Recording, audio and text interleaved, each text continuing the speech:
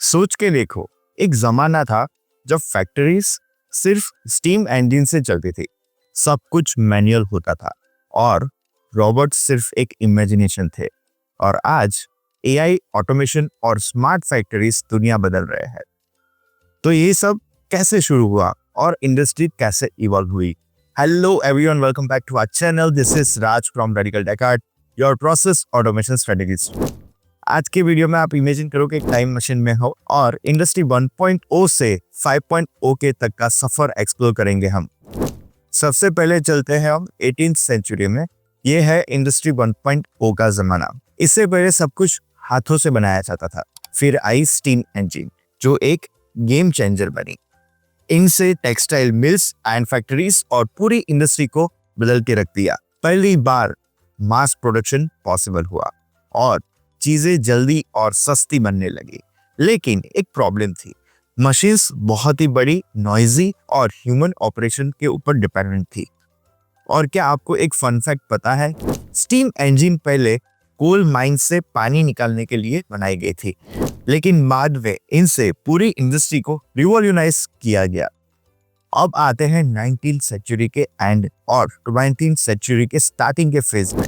ये है इंडस्ट्री 2.0 का जमाना। यहाँ फैक्ट्रीज ने स्टीम पावर छोड़ के इलेक्ट्रिसिटी यूज करना स्टार्ट किया और तभी असेंबली लाइन का इनोवेशन हुआ हेनरी फोर्ड के द्वारा। ये एक रिवॉल्यूशन था। पहले एक एक वर्कर पूरा प्रोडक्ट बनाते थे, बट अब वर्कर सिर्फ एक स्टेप को एक्सपर्ट बनाते थे और प्रोडक्शन सुपर फास्ट हो गया। इसमें एक फन फैक्ट ये भी है कि हेनरी फोर्ड की असेंबली लाइन ने एक कार बनाने का टाइम 12 घंटे से सिर्फ 90 मिनट्स का कर दिया। तो चलिए अब लेट 20th सेंचुरी में जंप करते हैं, जहां कंप्यूटर्स और ऑटोमेशन ने सब कुछ बदल दिया। ये है इंडस्ट्री 3.0 का जमाना। अब मशीन सिर्फ चल नहीं रहे थी, बल्कि सोच भी रहे थे। फैक्ट्रीज ने पीएलसी, एचएमआई ये दोनों डिवाइस को इंट्रोड्यूस किया, जिससे मशीन्स ऑटोमेटिकली काम कर रही थी। रोबोट्स और ऑटोमेशन ने प्रोडक्शन को और भी तेज और एफिशिएंट बना दिया। इसमें फन फैक्ट ये भी है कि पहली इंडस्ट्रियल रोबोट यूनिमेट नाम से 1961 में जनरल मोटर्स की फैक्ट्री में यूज हुई थी और ऑटोमेशन का नया दौर वहां से शुरू हुआ था। अब आते हैं इंडस्ट्री 4.0 के जमाने में, जहां फैक्ट्री स्मार्ट हो गई है। अब मशीन सिर्फ काम नहीं करती, बल्कि एक दूसरे से बात भी करती है। थैंक्स टू IoT मींस के internet of things, AI, cloud computing और big data, factories real time decisions ले सकती है। मशीन्स प्रिडिक्ट कर सकती है कि उन्हें कब रिपेयर करना है और प्रोडक्शन में कब ले जाना है, और प्रोडक्शन को ऑप्टिमाइज भी कब करना है, और ह्यूमन एरर को भी कम कर सकती है ये मशीन्स। अगर एग्जाम्पल के तौर पे देखा जाए तो अमेज़न के रोबोटिक्स वेयरहाउसेस इसका बेस्ट एग्जाम्पल है। रोबोट्स बिना किसी ह्यूमन हेल्प के प्रोडक्ट्स को पिक, पैक और शिप भी करते हैं। ये इंडस्ट्री 4.0 का बेस्ट एग्जांपल है। लेकिन ये कहानी अभी भी खत्म नहीं हुई है, क्योंकि अब शुरू हो रहा है इंडस्ट्री 5.0 का जमाना।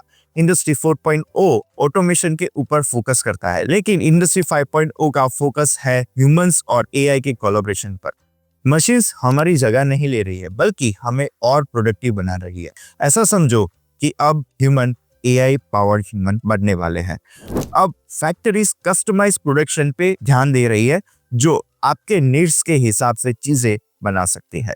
एआई और रोबोटिक्स एथिकल और ह्यूमन फ्रेंडली बन रहे हैं, जिससे ऑटोमेशन और ह्यूमन क्रिएटिविटी एक साथ काम कर सकते हैं। इसमें फन फैक्ट ये भी है कि जापान इंडस्ट्री 5.0 को अभी लीड कर रहा है, जहां कोबोट्स यानी कि कोलैबोरेटिव रोबोट्स ह्यूमंस के साथ काम करते हैं, ना कि उनकी जगह लेने के लिए। तो यही था इंडस्ट्री 1.0 से 5.0 तक का सफर।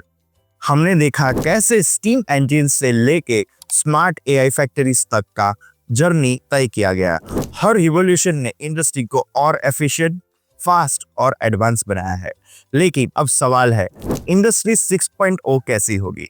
क्या सेल्फ अवेयर रोबोट्स आएंगे या फिर फैक्ट्री स्पेस में शिफ्ट हो जाएगी? आपको क्या लगता है?